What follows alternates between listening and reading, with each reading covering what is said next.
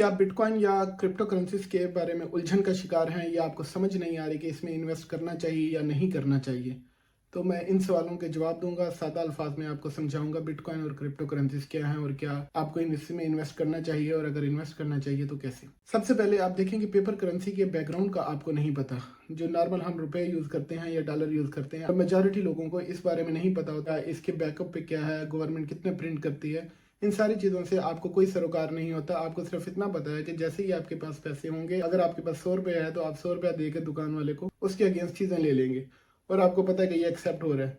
हालांकि ये सिर्फ एक कागज होता है, इसकी वैसे तो कोई वैल्यू नहीं है, लेकिन ये आप कोई भी चीज़ अगर आपने खरीदनी है तो आप उन कागजों के जरिए खरीद सकते हैं। सेम बिटकॉइन जो है वो एक डिजिटल करेंसी है। जो चीज़ें आप नॉर्मल पेपर करेंसी के साथ कर सकते हैं वही चीज़ें आप बिटकॉइन के साथ कर सकते हैं। काफ़ी मुल्कों में अभी बिटकॉइन उस तरह एक्सेप्ट नहीं हो रहा जैसे नॉर्मल पेपर करेंसी होती है, लेकिन काम इसका बेसिकली वही है जो हम नॉर्मल रुपयों से करते हैं। इसकी एक और मिसाल लें कि जैसे आप बैंक से ट्रांसफर करते हैं एक जगह से दूसरी जगह पेमेंट, अब वहां पे पेपर करेंसी यूज नहीं हो रही, आप बस डिजिट को एक जगह से दूसरी जगह ट्रांसफर करते हैं। सेम बिटकॉइन के बाकी जो करेंसीज हैं, क्रिप्टो करेंसीज, आप उसे एक जगह से दूसरी जगह ट्रांसफर कर सकते हैं किसी को उनके अकाउंट में, और इसके लिए आपको किसी बैंक की जरूरत नहीं पड़ती, आप डायरेक्ट किसी बंदे को ट्रांसफर कर सकते हैं। अच्छा, अब बिटकॉइन के डिफरेंट यूज कैसे हैं, बिटकॉइन कैसे यूज होता है और क्यों इसकी डिमांड बढ़ रही है। आप जब बैंक से एक जगह से दूसरी जगह ट्रांसफर करते हैं तो आपको चार्जेस काफी ज्यादा पे करने पड़ते हैं और इंटरनेशनल पेमेंट में तो बहुत ज्यादा चार्जेस हो जाते हैं। बिटकॉइन में इंटरनेशनल का कोई तस्वर नहीं है, आप एक जगह से दूसरी जगह ट्रांसफर कर सकते हैं बिल्कुल नॉर्मल जैसे लोकल ट्रांसफर होता है। और दूसरा, इसके अलावा आप इससे चीजें परचेज कर सकते हैं ऑनलाइन। बहुत ज्यादा वेबसाइट हैं जो बिटकॉइन को एक्सेप्ट कर रही हैं, आप ऑनलाइन पेमेंट कर सकते हैं लोगों को। और तीसरा ये है कि आप इसे अगर होल्ड करेंगे तो इसकी वैल्यू इंक्रीज होती रहती है। चौथा ये कि आप इसे कैश भी करवा सकते हैं। फॉर एग्जाम्पल, अगर आपके पास बिटकॉइन है तो आप इसे बिटकॉइन को सेल करके उसे, जैसे आप डॉलर को कन्वर्ट करते हैं रुपयों में, वो आप उसे कन्वर्ट करवा सकते हैं नॉर्मल एक्सचेंज से। तो ये एक सिंपल सी एक्सप्लेनेशन है इसकी बिटकॉइन की कि ये कैसे काम करता है। अब यहाँ पे जो हमारे पास बैंकिंग ऐप होती है डिजिटल में, बिटकॉइन में वैलेट्स होते हैं।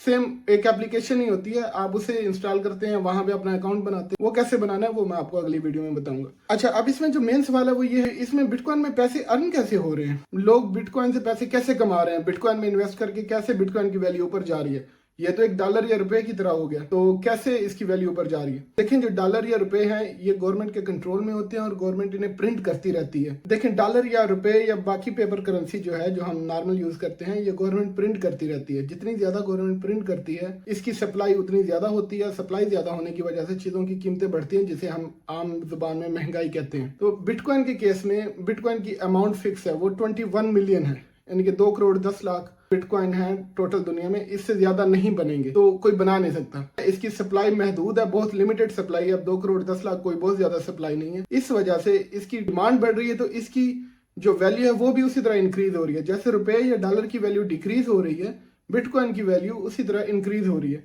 आप इसकी मिसाल गोल्ड से लेंगे, गोल्ड की डिमांड बढ़ रही है तो गोल्ड की वैल्यू भी बढ़ रही है। आज से 10 साल पहले जो गोल्ड की वैल्यू थी वो अभी नहीं है। तो ये चीजें देखने वाली होती हैं। हाँ, ये एक और बात है कि गोल्ड की वैल्यू बिटकॉइन की तरह नहीं बढ़ रही, क्योंकि गोल्ड मजीद भी तो माइन हो रहा है, लोग गोल्ड को माइन करते हैं, इसलिए उसकी वैल्यू उतनी नहीं बढ़ रही जितनी बिटकॉइन की बढ़ रही है। और दूसरी बात यह कि गोल्ड को आप दुकान पे जाके किसी चीज के साथ एक्सचेंज नहीं कर सकते, इतना आसान नहीं होता। आपको ज्वेलर के पास जाना पड़ता है, उसकी प्रॉपर शॉप्स होंगी कि आप उसे कॉइन की तरह यूज नहीं कर सकते। पहले दौर में यूज करते थे, लेकिन अब क्योंकि गोल्ड काफी ज्यादा महंगा हो गया, अब इस तरह यूज नहीं होता। पेपर करेंसी उसके मुकाबले में ज्यादा इजी है। और इसी तरह डिजिटल करेंसी, जैसे हमने बिटकॉइन के बारे में बात की, तो वो इजी है। अब क्योंकि डिमांड बढ़ रही है तो इसी वजह से बिटकॉइन की प्राइस बढ़ रही है। 2009 में इसकी वैल्यू 1 सेंट के बराबर थी जब ये लॉन्च हुआ था। आज 2025 में इसकी वैल्यू, जब मैं वीडियो रिकॉर्ड कर रहा हूँ, $1,05,000 प्लस है। अब आने वाले टाइम में क्योंकि अब इसकी डिमांड मजीद बढ़ रही है, तो ये एक्सपेक्टेड है कि इसकी वैल्यू आने वाले 5 से 10 सालों में $1 मिलियन से क्रॉस कर जाएगी। तो ये एक शॉर्ट वीडियो है बिटकॉइन के बारे में। अगली वीडियो में हम डिस्कस करेंगे कि बिटकॉइन की जर्नी कैसे स्टार्ट हुई, इसमें वैलेट्स और बाकी करेंसीज का क्या किरदार है, आप कैसे अपने अकाउंट बना सकते हैं और कैसे आपको स्टार्ट करना चाहिए इसमें। तब तक के लिए मुझे इजाजत दें, अपना ख्याल रखिए।